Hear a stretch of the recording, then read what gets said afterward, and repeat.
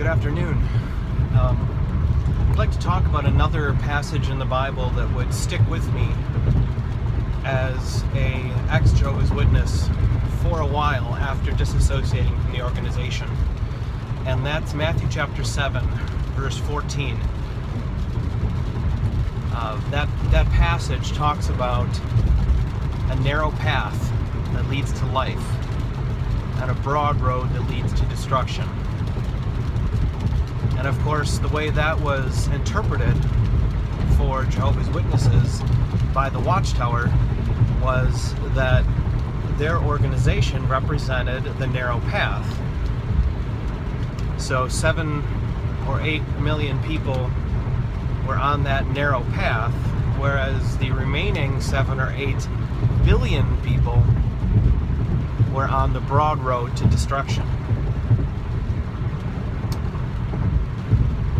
Now there's a few problems with this.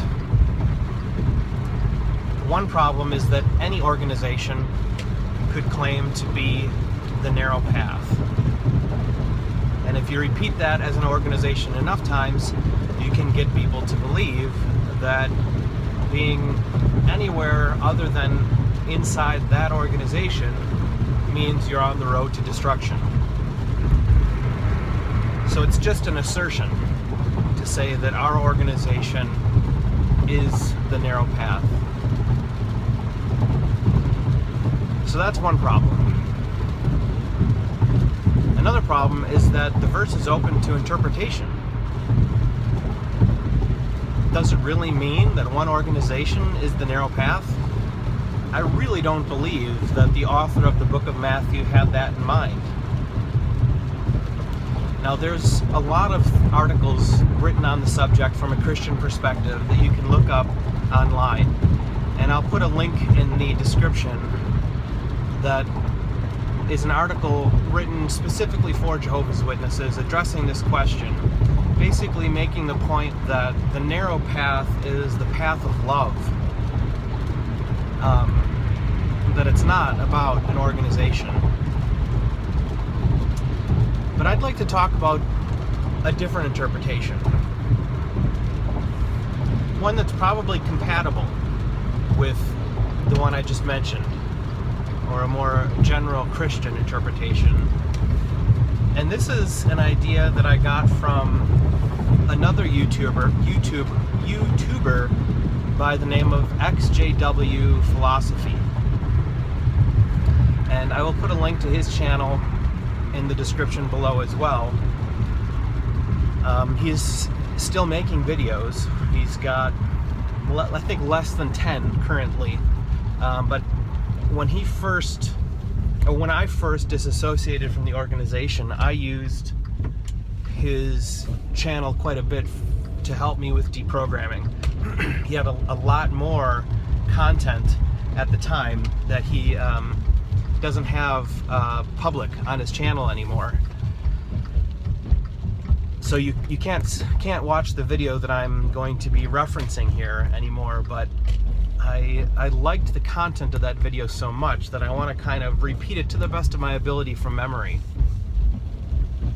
And that again was on the subject of Matthew chapter 7, where it talks about the narrow path and kind of his philosophy on what that narrow path is. If we have deprogrammed from a Bible cult, not just the Watchtower, we know that the narrow path wasn't the organization we were in. And it's not any organization.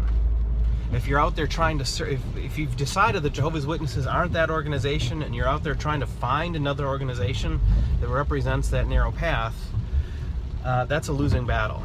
Because there's people that have wised up about any of those organizations and realized that they weren't the narrow path either. So don't go down that road.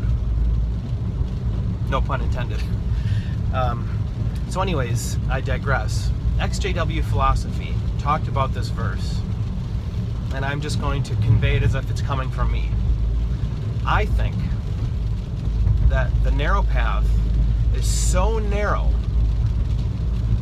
that only one person can fit on it. Not an organization, but only you Only you can fit on that path, because it's a path that you have to forge on your own. You make your own way and find the path that is meant for you. You make that path. It's tailor-made for you.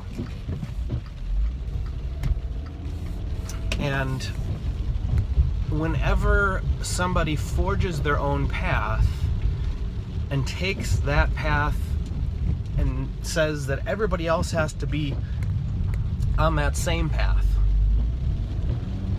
that's the road to destruction.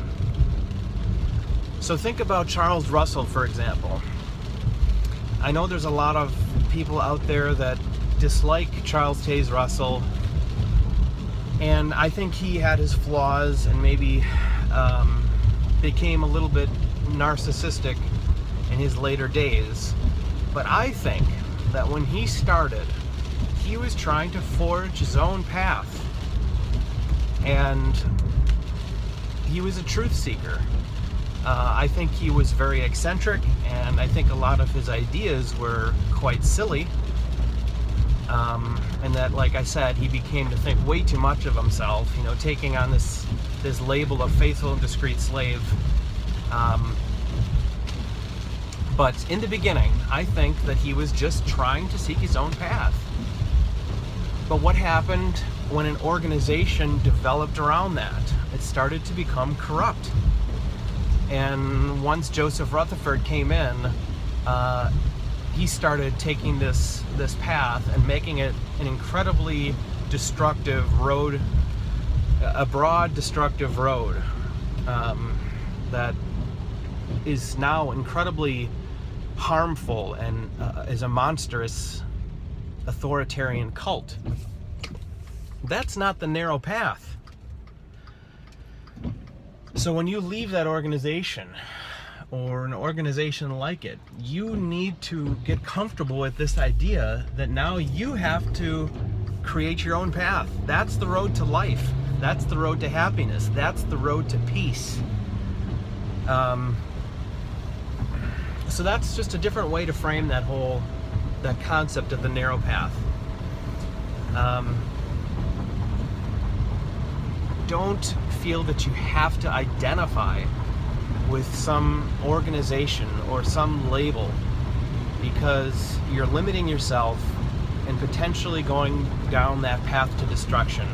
And I don't mean destruction as in Armageddon's coming and now you deserve to die with the rest of them.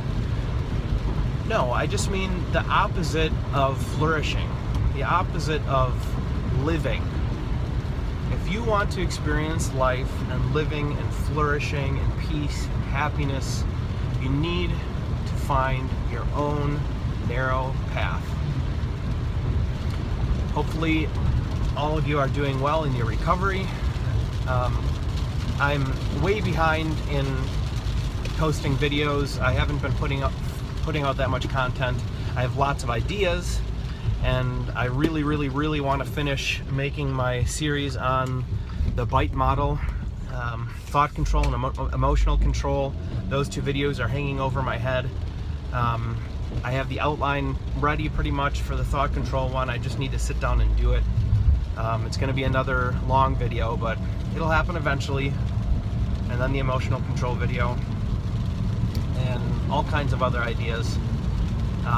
But life is good. I'm living it. Hopefully you are as well.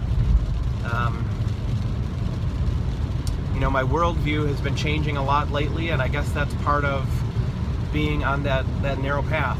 I'd like to talk about that in future videos. You know, forming a post-cult worldview, making it your own, figuring out what makes sense to you, finding out about other opposing worldviews and respecting those as well. You know, trying to get away from black and white thinking. But I guess I'll leave it at that for now. Life is good. Find your own way.